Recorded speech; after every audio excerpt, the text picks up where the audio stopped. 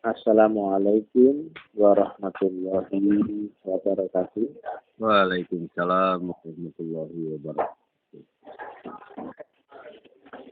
Pernah disampaikan dalam hadis riwayat Baihaqi, akan datang masa Islam akan rusak. Hanya tinggal namanya saja. Dan tidak tinggal Quran kecuali lafal huruf tulisannya saja. Masjid kalian banyak dan bagus-bagus, tapi kosong dari petunjuk. Bukan kurang ya, tapi kosong. Kemudian sejelek-jelek dan sejahat-jahatnya makhluk di bawah kolong langit adalah ulama. Yang dari mereka lah fitnah agama itu bermula. Dan fitnah itu akan kembali kepada mereka. Fitnah agama itu awalnya adalah dari kesalahan tafsir. Ya. Karena membaca Quran tidak dengan nur, tidak dengan bimbingan Allah. Karena sering kami sampaikan rumusnya, jika tidak beserta Allah, pasti beserta setan. Mengaji Quran, sholat, zikir, amal ibadah yang tidak beserta Allah, pasti beserta setan. Jika ulamanya, dakwahnya, ilmunya, apa-apanya, kata-katanya, perbuatannya, semuanya, jika tidak beserta Allah, tidak dari Allah, tidak billah, pasti syaitan. Dan pada akhirnya banyak ceramah, ya. Yang ini bukan mengarahkan kepada ma'rifatullah, bukan kepada tauhid, ya. Bukan mengarahkan kepada hubungan qadim dengan Allah yang Maha Qadim, ya. Tapi dengan sudut pandang yang relatif. Akhirnya 1000 kepala punya 1000 pemahaman berbeda. Masing-masing kepala punya keyakinan berbeda. Relatif, ya. Nah, di akhir kalimat hadis riwayat Baihaqi tadi, fitnah itu bermula dari ulama, ya. Dan fitnah itu akan dikembalikan kepada ulama. Tapi bukan ulama yang billah, ya, ulama yang bisyaiton. Nah, demikian dahsyatnya, ya, fitnah akan dilemparkan kembali ke mereka. Mereka akan mempertanggungjawabkannya di hadapan Allah dan manusia. Di hadapan Allah dia akan ketemu jahanam, ya. Mereka adalah ulama-ulama neraka, ya. Dan di hadapan manusia dia akan dipermalukan Tuhan, ya. Karena kata-katanya adalah menyesatkan banyak orang.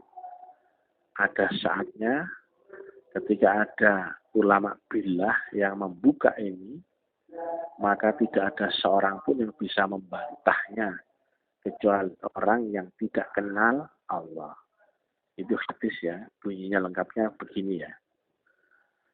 Ada sebagian ilmu yang seperti mutiara terpendam, tidak akan bisa memunculkannya kecuali ulama billah. Dan ketika ulama billah menyampaikannya, tidak ada seorang pun yang bisa membantahnya kecuali mereka yang tidak kenal Allah. Nah, ketika ulama billah itu telah muncul, ya, kemudian manusia berbondong-bondong masuk agama Allah, maka orang akan menjadi terbuka alasannya. Mana yang benar, mana yang salah. Mana yang hak, mana yang batal. Mana yang Allah, mana yang bukan. Mana yang jalur, mana yang sesat. Pada saat itulah ulama-ulama akan dilemparkan ke mereka fitnah yang dulu mereka buat. Ya. Demikian dahsyatnya, ya, sampai Nabi sampaikan, yang aku khawatirkan akan umatku di akhir zaman adalah dakwahnya ulama Ada juga di hadis yang lain, ya, Mereka cerita agama tapi iman tidak sampai kerongkongan. Mereka membaca Quran mengiranya menjadi hujah, penolong, ya, penunjuk baginya. Ternyata menjadi bencana baginya. Bahkan mereka keluar dari Islam seperti anak panah yang melesat keluar cepat dari busurnya dan tidak pernah bisa kembali kepada Islam. Mereka mengatakan inilah dari perkataan yang terbaik, inilah yang dari Allah, padahal bukan. Ya, hati-hati ya. Sedangkan Quran sendiri ya tidak bisa tersentuh, terbaca ya kecuali oleh hamba yang ruhnya disucikan. Al-Waqiah 78-79. Demikian juga Nabi yang seorang ummi yang tidak bisa membaca, perintah membacanya di surat Al-Alaq ayat 1, Iqra bi ismi rabbikal ladzi khalaq. Bacalah dengan hati yang berzikir menyebut asma Tuhanmu yang menciptakan. Allah, Allah, Allah. Dan itu di dalam hati, bukan dengan mata kepala, bukan dengan akal ya. Silakan lihat di Al-Alaq ayat 1. Sementara sekarang di mana-mana kita diajari membaca tulisan dengan mata kepala, dengan akal ya, dengan ilmu begini begitu begono-begono ya. Sedangkan di zaman Nabi sendiri Quran tidak diwujudkan sebagai bacaan. Setiap turun wahyu kemudian dicatat ya, tetapi tidak dikumpulkan oleh beliau. Tetapi disuruh menghafalkan oleh utusan-utusan Nabi ya, yang agar orang umum tidak membaca tulisan, tapi bermula dengan dibacakan ya, kemudian disucikan, kemudian baru mengajarkan. Bisa dilihat Al-Baqarah 151 ya. Membacakan ayat-ayat kami, mensucikan jiwamu, baru mengajarkan Quran, hikmah, dan pengetahuan. Makanya, zaman Nabi tidak dirupakan tulisan, tidak ada.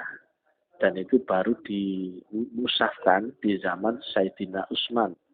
Karena banyak penghafal mushaf Quran yang gugur syahid ya. Zaman Sayyidina Abu Bakar tidak, zaman Sayyidina Umar pun tidak ya. Sedangkan sekarang inilah ketemu satu kondisi yang disampaikan Nabi ya di riwayat Baihaqi, akan datang masa Islam akan rusak tinggal nama dan tidak tinggal Quran kecuali tulisan lafal huruf saja. Artinya saat orang hanya membaca tulisan lafal huruf, saat itulah Islam telah rusak atau Islamnya rusak. Dan saat ini banyak ya orang yang merasa benar tapi sesungguhnya Islamnya telah rusak. Karena mereka tidak membaca firman Qadim, kalam Qadim, kitab Qadim. Tapi mereka hanya membaca tulisan lafal dan huruf. Sekali lagi, hanya orang mendapatkan nur iman dan nur kitab yang bisa membaca Quran. Berarti hanya orang beriman yang bisa membaca mushaf Quran, yang zahir membaca zahir, ya, fisik membaca fisik, dan rohani membaca rohani, qadim membaca qadim. Maka yang bisa membaca Quran qadim di balik mushaf hanya orang-orang yang beriman yang mendapatkan nur. Ya, membaca tulisannya tapi ruhnya juga membaca kalam qadim di baliknya. Sekali lagi, fisik membaca fisik dan metafisik membaca metafisik. Ya. Jasmani membaca jasmani, qadim membaca qadim. Nah, kalau orang membaca kitab mushaf tapi tidak dengan nur, nggak mungkin tersentuh. Bisa dilihat di Al-Waqiah 78-79. Dan kita telah ada di zaman itu ya, Di mana-mana sekarang orang mengajarkan tulisan lafal huruf saja. Dienak-enakan, ditartil-tartilkan, ya, dimerdu-merdukan, ya, ala Arabnya, ya, tapi nggak ngerti isinya. Terjemahannya saya nggak ngertinya, apalagi isi kodinnya. Ingat, Quran itu, ya, isinya, ceritanya adalah perumpamaan kias yang disampaikan berulang-ulang. Al-Kahfi 54, ya. Dan Quran itu adalah kitab lakon. Al-Isra ayat berapa itu? Mungkin 14, ya. Cukuplah engkau sebagai pelaku dan pengukur, ya. Demikian, ya.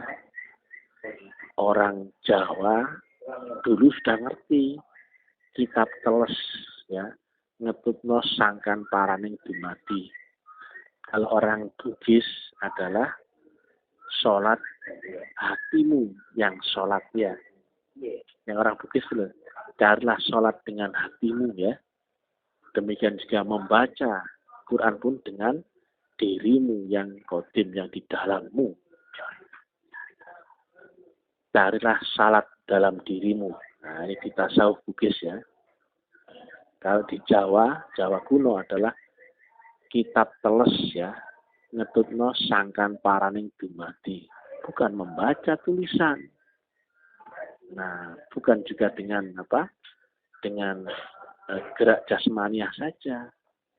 Ingat, rokok, ya, dibungkusi dengan bungkus rokok, ditawarkan orang, Mas, ayo rokok, sah. Atau rokok diberikan kepada orang tanpa bungkusnya, ayo Mas, rokok, sah. Tapi kalau bungkus rokok tanpa rokoknya, kemudian ditawarkan orang, ayo Mas, rokok, bungkus rokok itu akan dilempar kepada kita. Sholat, ya, zahir, jasmani, dengan sholat rohani bareng-bareng sah. Sholat rohani, ya, tanpa zahir juga sah. Tetapi sholat zahir tanpa rohani itu dilemparkan kembali menjadi sholat yang lalai dan diancam dengan neraka. Well, ya, demikian juga membaca Quran, ya, yang tulisan, tetapi dengan kodim membaca kodim sah. Nah, membaca Quran kodim tanpa mushaf juga sah. Tapi membaca mushaf tanpa kodim tidak dilemparkan kembali menjadi ahli kitab. Ya, Quran menyebutnya ahli kitab, ya. Demikian, ya. Inilah zamannya, ya. Terima kasih. Mudah-mudahan jadi renungan, ya, buat kita semua. Salam ta'lim marifat. Ini tentang praktek Thariqah Naqsyabandiyah Kholidiyah. Assalamualaikum warahmatullahi wabarakatuh. Waalaikumsalam warahmatullahi wabarakatuh.